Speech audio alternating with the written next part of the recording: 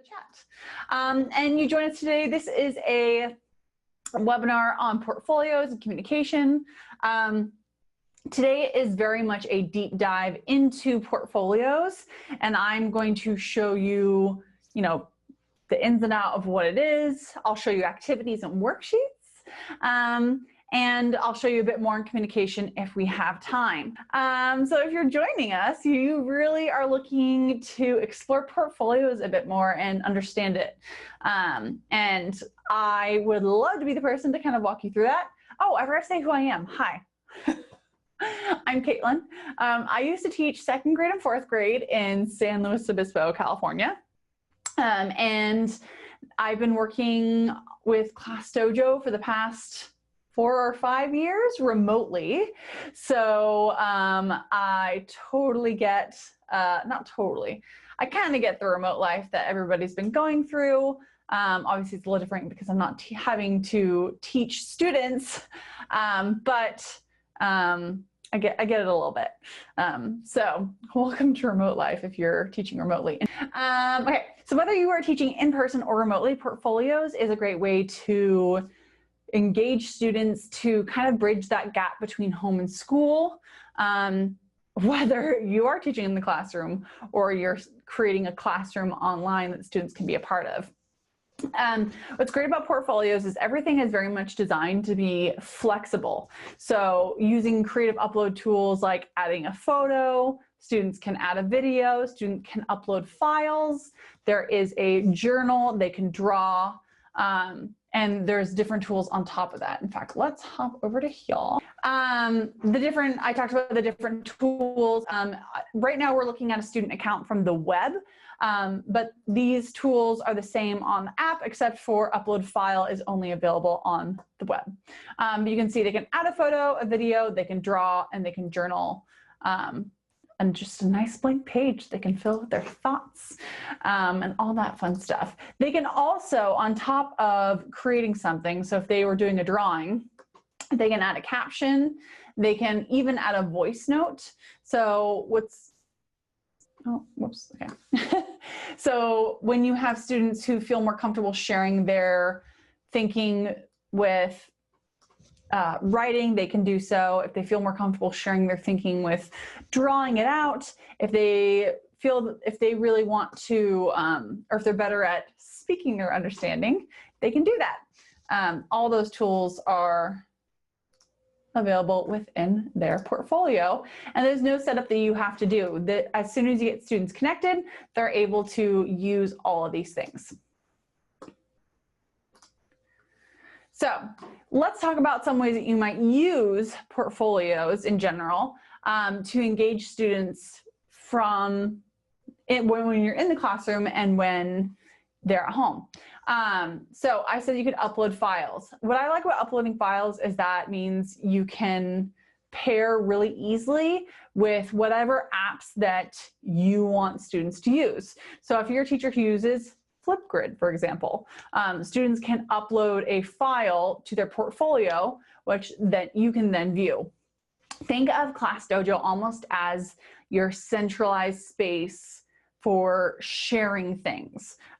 It's kind of like home base where you're sharing with families, you're sharing with students, and students can share with you. We know and trust that you know your unique group of kiddos and that you're the expert. So we want to give you the flexibility to use whatever is best for your students. So uploading files really expands that flexibility beyond just using ClassDojo, but allowing you to use other apps as well. Students can also create videos. So this is a great way for allowing students to work on their speaking skills, speaking presentation skills. Pretty sure that is a standard for most of us. And students can record themselves, they can turn the camera around, they can record things in their environment. So whether you are in the classroom and students are practicing doing presentations and uploading that to their portfolio, or they're at home and they want to do a video tour of their learning space, they can do that too. Videos, again, flexibility. There's so much you can do with it, whether it's them showing what they're learning, them doing formal presentations, or showing how they figured something out. If they're moving around manipulatives for math and they want to show you their thinking, they can do that there as well. Plus, they're going to feel like little YouTubers, and they're going to feel pretty excited, pretty cool, getting to share their own content onto their very own portfolio. One thing I really like is using this drawing tool that I showed briefly as your classroom's whiteboards. So if you're in person, one-to-one devices, students can use the drawing tool within portfolios to share their thinking in math, to draw things out, and then share it to their portfolio. Or if you have devices, they can literally show it to you as they would in the classroom with a physical whiteboard. Now, what's really great is I think about when I was teaching, I really wanted students to be able to show me where they were. It was about quick check-ins. And I didn't necessarily want to save every little bit of information they shared with me on their whiteboard.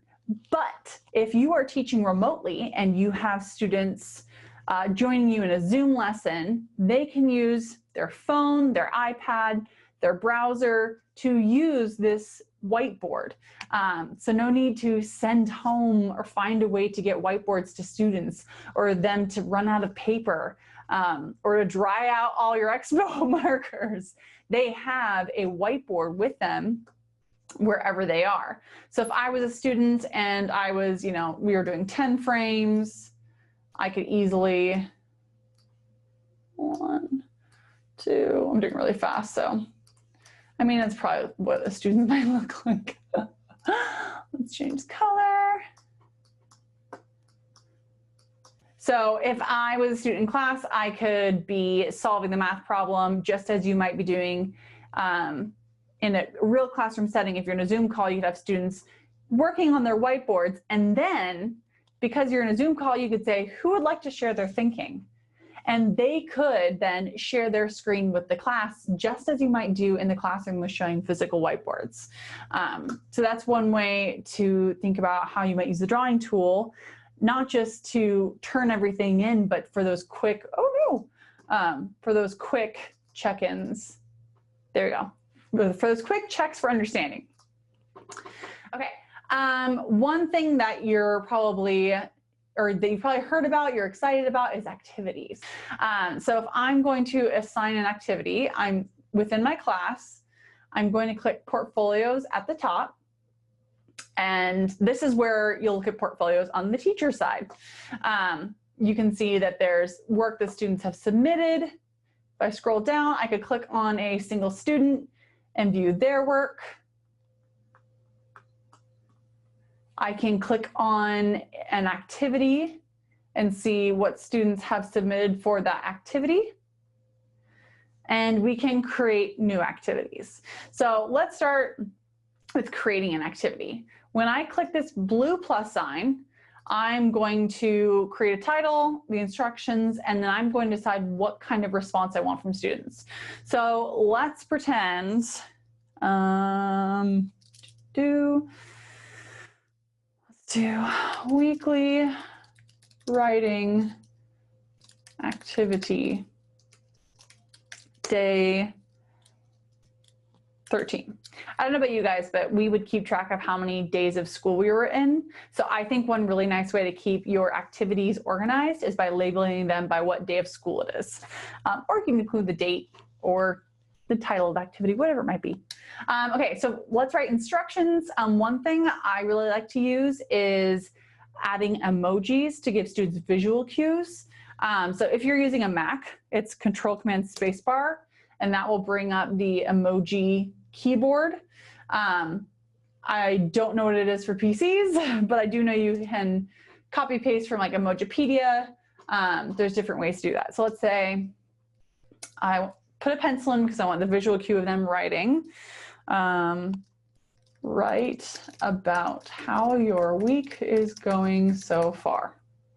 Okay, let's pretend I had much better instructions than that. But I write my instructions, and then I decide what kind of response do I want from students. Do I want a text response, video, a photo, a drawing, We'll come back to worksheets in a moment.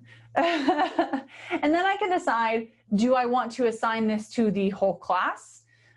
Do I want to assign this to just one individual student? Maybe Ben is, he's been having a little bit of rough time and I want to have an extra check-in with him. So I'm sending him this activity to prompt him to reflect about his week and about what he could do to improve it, or what I can do to help him. Or maybe pretend this is a math activity that I just created. Maybe I have math groups and I want to make sure that my students are getting just right practice at whatever level they're at. I can choose whichever students are in that math group and send that activity just to them. So it's a really great way to be able to differentiate for your students, whether they are in different places in their learning, or they have an IEP or a student study plan. I can assign activities that are at their level. Okay, so I'm going to assign this to the whole class. I've written a title, my instructions, what kind of response I want from them, and then I'm going to click assign. Once I do that, it shows up on student side. So let's hop back over to the student side. Close that, don't save. Okay, let's go to portfolio.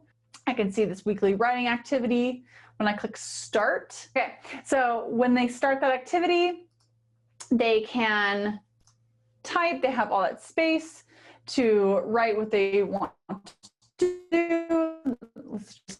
You see, once they're typing, then the hand in button comes up. And so let's pretend I wrote something and then I can hand it in.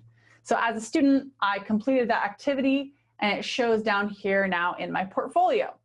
It has a little clock icon because it has not yet been approved. It is pending my teacher's approval. And I'm in that activity and I can see now that I have one pending item. You can see I can approve at the bottom by saying approve all. Let's say if everybody submitted something and I just wanted to approve them all. Or I can click on this item and I can read it. I can toss it if it's something that we're no longer using. But let's start with at the basics. We would read this and we would say, is this something that is complete? Does this student need to continue to work on it? Obviously, the student does need to continue to work on it. So I'm going to click return as draft. That student will then see it as a draft. Let's actually add a comment. Please reread the instructions. I send it back to that student as a draft. Let's go back to that student account. Let's reload there. And I can see that that has come back to me as a draft. So I am going to edit that and I can see what feedback my teacher has left me. So let's say this was much more detailed, that the teacher had sent it back to me because my writing is missing a conclusion or whatever it might be. I can see that feedback from my teacher and then I can continue to work on that and then hand it in once I feel it's in a better place and I think I've done my best work. When you are introducing portfolios to students, especially if you are teaching remotely, you might be interested in sharing this link here. In this slides deck, there are a lot of help desk articles, and there are not just help desk articles for teachers, but there are some for parents and for students. So for example, this is one that shows students where they can find their assigned activities with a short video tutorial that walks them through how to use portfolios. So that's something to keep in mind. Again, it's linked in the slides. But what I've always found is that students get things so much faster than we do. So allowing them to explore it on their own first before really assigning something and allowing them to play with the different creation tools, they'll feel really comfortable very quickly. So here are a few ideas that you might use for activities. The first is one that I really like, is to do a running record. Again, pretend I wrote great instructions with emojis, all that fun stuff. I'm going to ask for the student to submit a photo. Okay, let's assign this. Okay, if I assigned a running record, students would then take a photo of a page in their book. Let's open that up. Here's me. Let's pretend, or I can just do it this way. It would be much easier for students because they're not recording a webinar. Okay. One thing I want you to notice is that when I took that picture, it looked backwards, but it flipped it so that you can read the text. So let's pretend that was a much closer picture.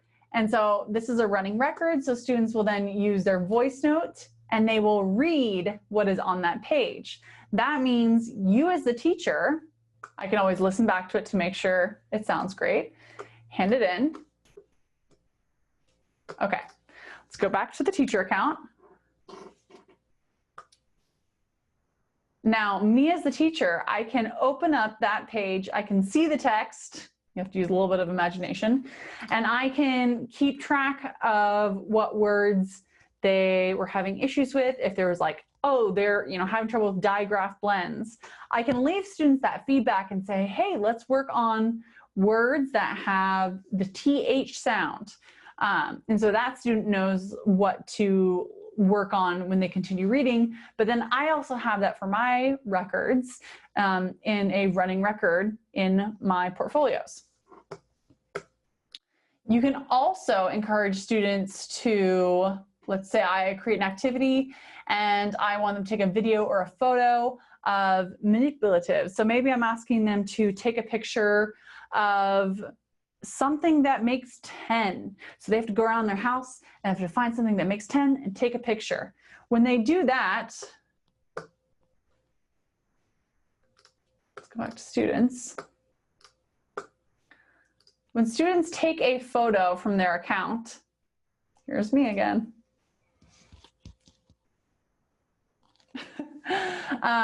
They can draw over it. So let's say this student was supposed to find things that are green. They could take the drawing tools and circle everything green. So not only can they share things in their environment, they can create things, they can take photos, they can annotate, and again, they can still add that caption. Don't save. And finally, pre and post writing. I don't know about you, but when we did different writing units, we would always do a pre-assessment and a post-assessment. And oftentimes, when students have very important papers, they happen to get lost in backpacks and somehow disappear into the universe. To avoid such a catastrophe, you can always have students do their pre and post writing within their ClassDojo portfolio. Not only is that great because you have it digitally, but that also means students can go back and look and see and read their pre-assessment and compare it to their post-assessment and really see their growth. So this is another great way to use portfolios. You could assign that activity for a pre and post assessment. But let's talk about what most of you are probably really excited to explore, which is worksheets. Worksheets is not yet in your account. You should see it, I think, Thursday. So get excited. Worksheets are amazing. There is a help desk article linked here to kind of walk you through how to use it, but let's talk about it. So let's say I want to share a worksheet with students. All I need is a PNG, a JPEG, or even a PDF file. Any of those will work when I upload a worksheet. So let's create something. I'm going to do emotional check-in. Again, we're going by the day of school, so day 13. Imagine my great instructions here. And I will choose worksheet. Once you choose worksheet, you will upload an attachment. And you can see on my desktop, I have some things down here. I'm just going to grab this worksheet and drag it in. It shows me a little preview of it, and I can upload the file. Okay.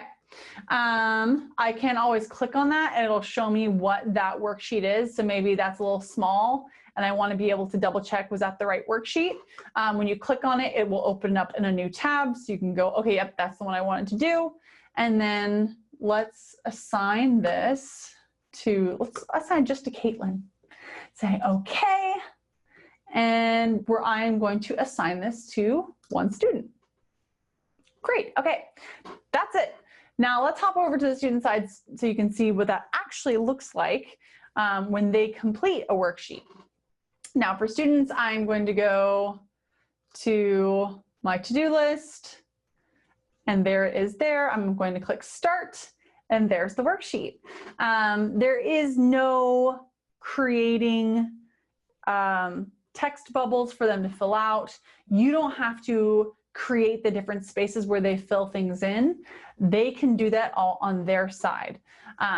I think this is really nice because that really gives you so much flexibility in how to use worksheets and doesn't take a lot of your time in having to create text boxes for them to complete. Look at the different ways we can, or let's look at how we can complete this worksheet. One thing that's very nice is that they can zoom in. This is going to be very important when you have smaller text boxes or smaller text or areas that they need to fill out. They can zoom in, they can move around the worksheet. They can, so right now we're on the select, they can add text. I'm now using the scroll on my mouse versus dragging it around. So if I'm using text, I could say, today I'm feeling happy. And I can also draw. So let's move back up. So let's find happy in the list. Let's circle happy. Great. And then I'm supposed to say because. Well, I can add more text there. Maybe I want to draw out why I'm feeling happy. I can also add stickers. So maybe I wanted to add a sticker that showed my feeling as well. I can change the size of that. I can rotate it. And I can also, if I decide, you know, this is not really following instructions and I probably don't need a sticker, I can toss it. Again, oh, sorry, you can also undo things, which is very nice. It's one little feature that, you know, I think we may overlook the importance of, but it can be very important to just undo something you did. I can add a caption. I can add a voice note. So there's just, like, I just think this is so fun and such a great way to share work with students. Now, this isn't just great for when you're teaching remotely. Let's say you're in the classroom and you know you have snack recess to be able to make 32 copies, use the restroom, eat something, and then you also have Tommy coming up to you crying because he's being left out of the game of Foursquare. I don't know about you, but that's a lot to do in 5 or 10 minutes. So let's be real and talk about a real classroom experience. You may not have time to make copies. So all you have to do is pull out your phone, take a picture, and you can send out the worksheet to all students.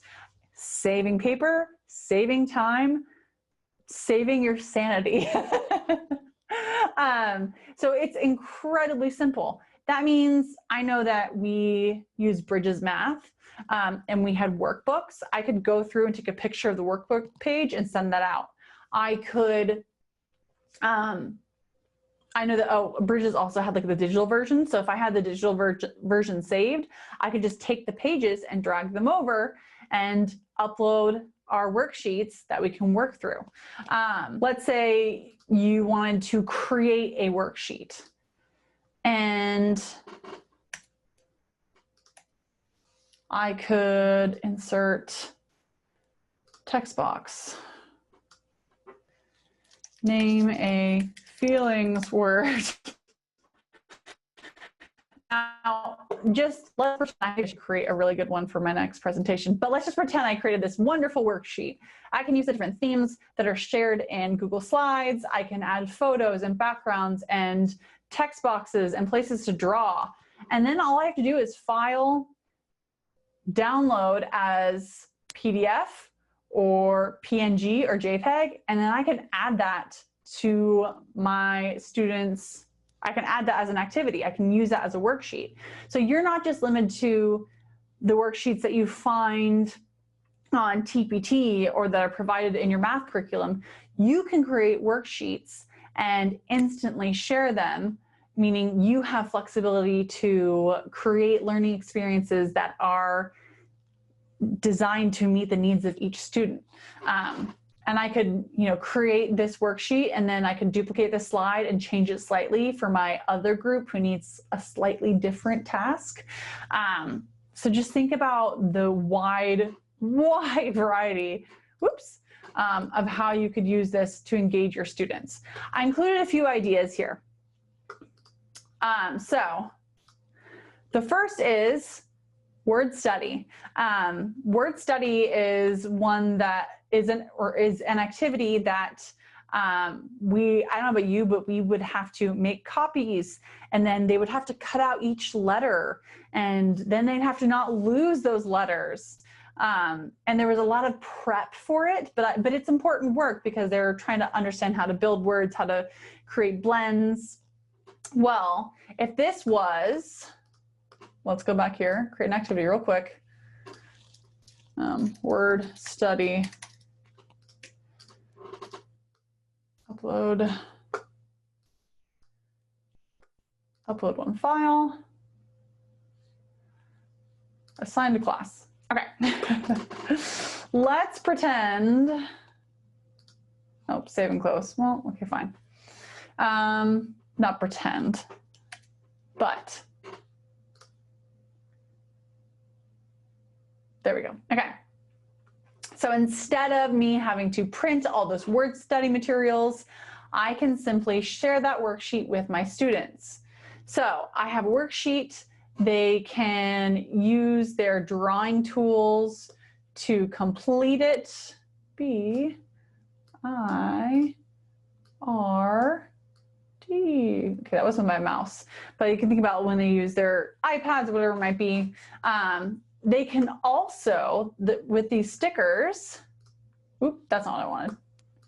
Sorry, Mojo. They can use these stickers and create the words as well. So now you're not having to print out all of those copies and having students cut out the different letters. They can do all of that within a worksheet or simply within their drawing tools. You don't even need to assign a worksheet. They can move around those letters and create words. I showed you, my last one was that emotional check-in. Worksheets is great for emotional check-ins. If they're used to that format as well, it can be a weekly check-in, or maybe it's a daily check-in, and they know exactly how to fill it out. They can fill it out quickly, and you can really know whether your students are in the classroom or they're at home, how they're feeling and how things are going. I mentioned TPT. If you are new to the teaching world, to the C world, to the teaching world, TPT is Teachers Pay Teachers, which is a great site where you can download resources that other teachers created. There's a ton of free resources on there, but there's also paid ones. But don't reinvent the wheel. There are worksheets everywhere, whether you're creating it in Google Slides and then you share that with your other team teacher and that teacher that can then use it. If you join our Facebook communities and you ask, hey everybody, I need a math practice worksheet for 2nd grade on identifying coins, and someone might have one and they'll share it with you on Facebook. You can use any of those things as long as you have that image or PDF. You can share that as a worksheet within Portfolios. Also, how fun would it be if you encourage students to create their own worksheets? I know that especially when we were doing word study has been heavy on my mind, obviously.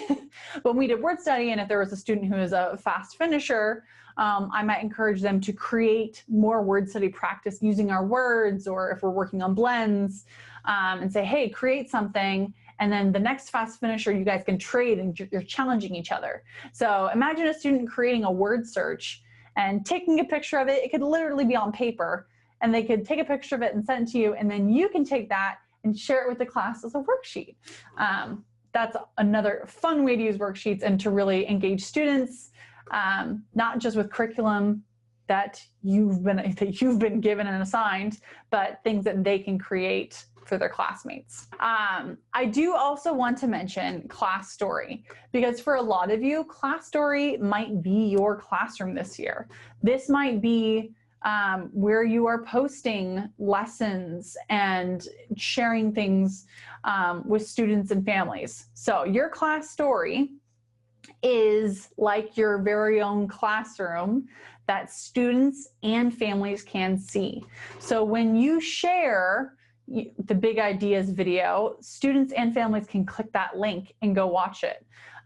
If you are teaching remotely, you can upload video lessons and enable comments for both parents and students so that they can actively engage in the learning and ask questions.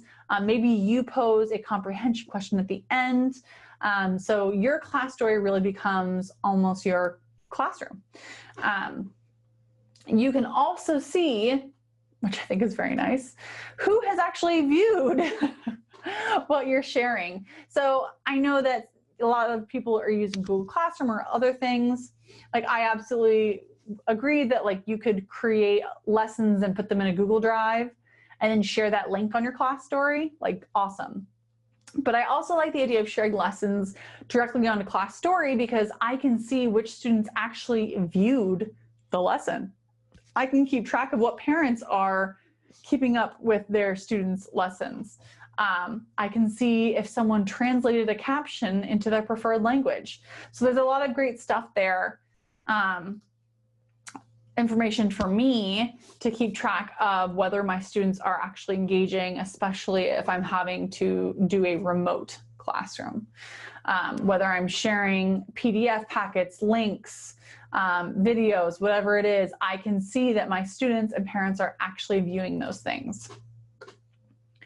So when you turn on student comments, you have a great opportunity to engage students in the same way that you would be in the classroom. So that, let's say, if you're new to ClassDojo, by the way, I'm about to blow your mind. Well, maybe not, I don't know. Down near the bottom, Big Ideas takes you to our Big Ideas page where there are social emotional learning videos, activities, discussion guides, all around concepts like growth mindset and empathy and mindfulness.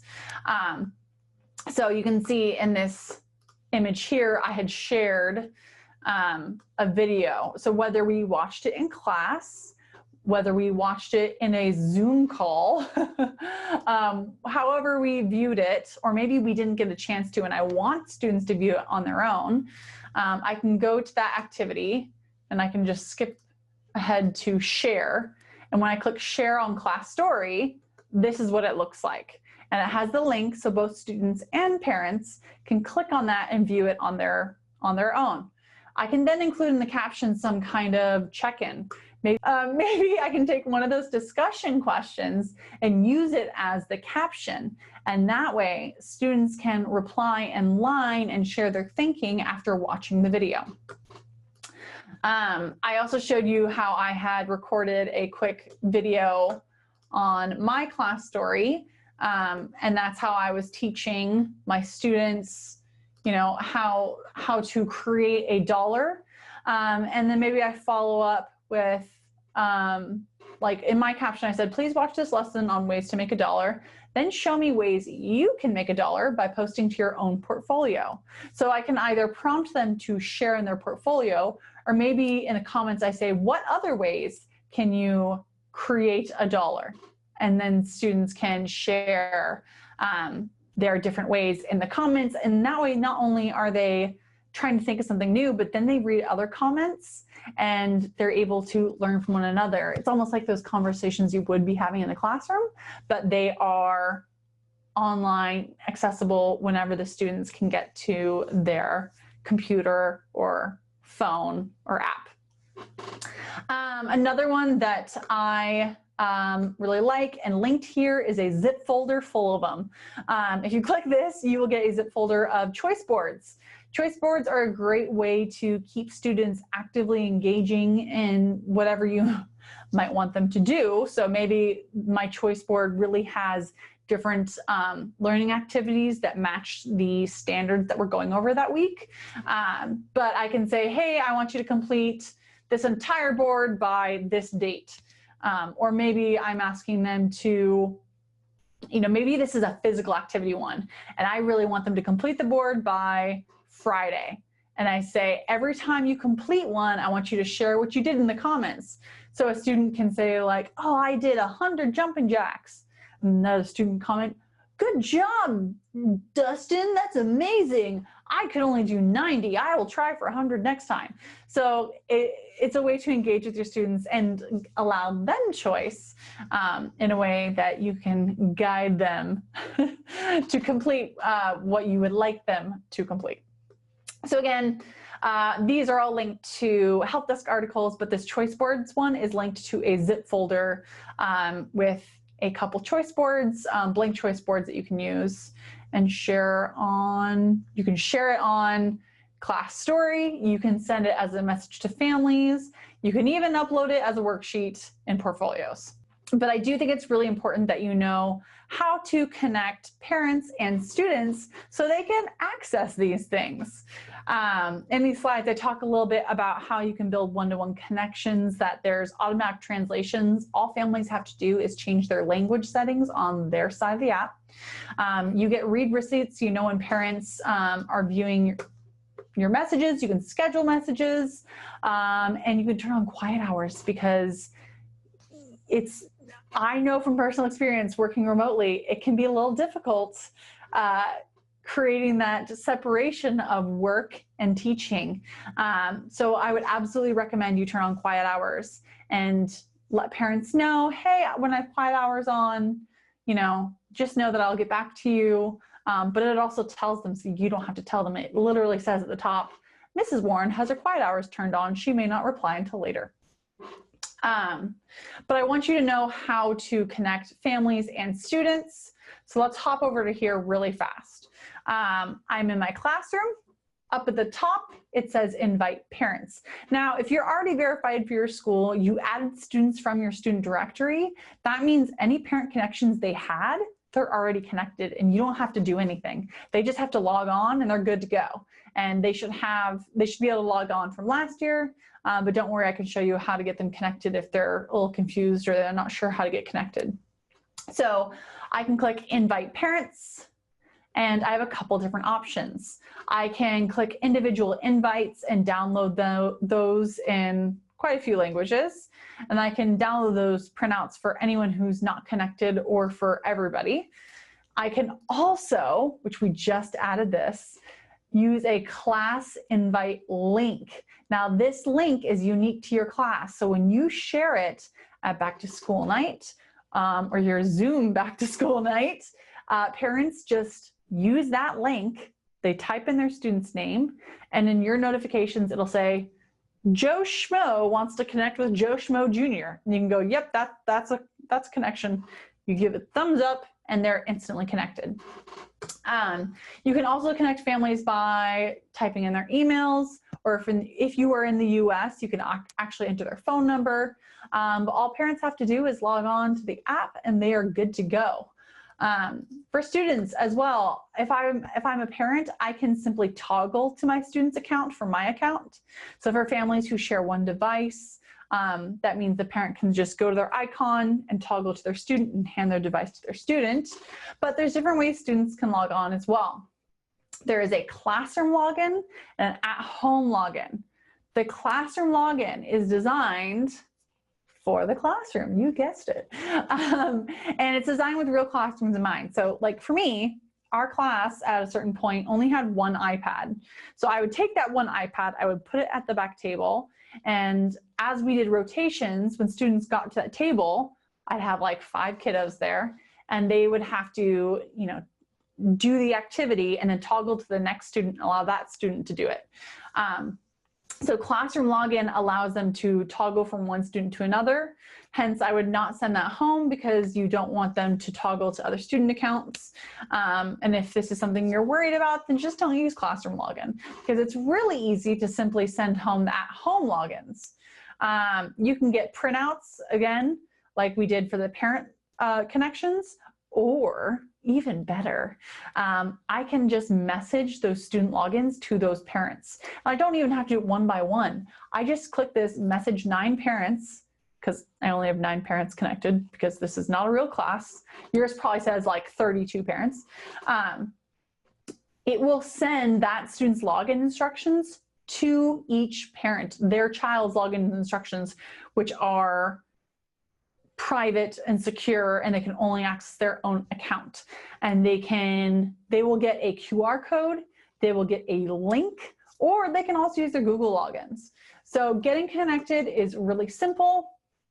And once parents are logged in, students can get on and they can access their account as a student, and parents can access those things as well. One last thing I want to call out before I run out of time, and because I do want to answer a few questions, is that students can also belong in as many classes as they need to. They will see their to-do, this is all their activities here. They can scroll down and view their class story, or if they're in multiple classes, they can just click their class and it will show that class. Okay, we went over a lot, and there's a couple of slides I didn't go over today. I briefly talked about the social emotional learning toolkit. If you haven't explored this yet, it's right here at the bottom. There's some really fun things like Group Maker, and you can make sure that those 2 chatty Cathys are not grouped together. But because this is a portfolios focused webinar, I really wanted to focus on that. But I included it in the slides in case you hadn't heard about it yet and you wanted to explore. And I want you to know that we're here to help. The first thing is the help desk. I have referenced it multiple times during this webinar. There are articles for you, the teacher, for school leaders, for parents and students. So don't be afraid to just copy a link and send it to families, and explore it. If you feel stuck on something, 99% of the time, the answer is in the help desk. And if you can't find it there, then I might recommend hopping over to our YouTube account, where webinars like these, as well as tutorials, are uploaded at whenever people ask for them. When we host a webinar, I make sure to edit it and I get it on YouTube.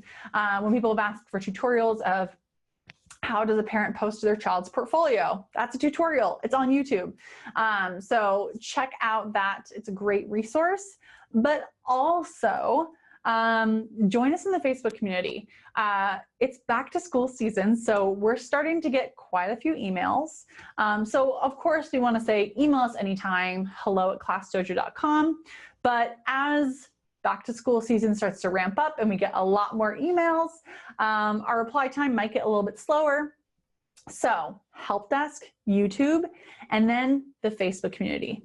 The Facebook community is an amazing place where you can ask a question if something doesn't make sense, and another teacher from somewhere else in the world will literally record it on their phone and show you how to do it.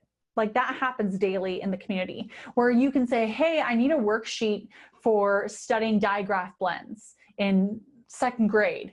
And you'll have 2nd grade teachers from around the world sharing their homemade worksheets with you.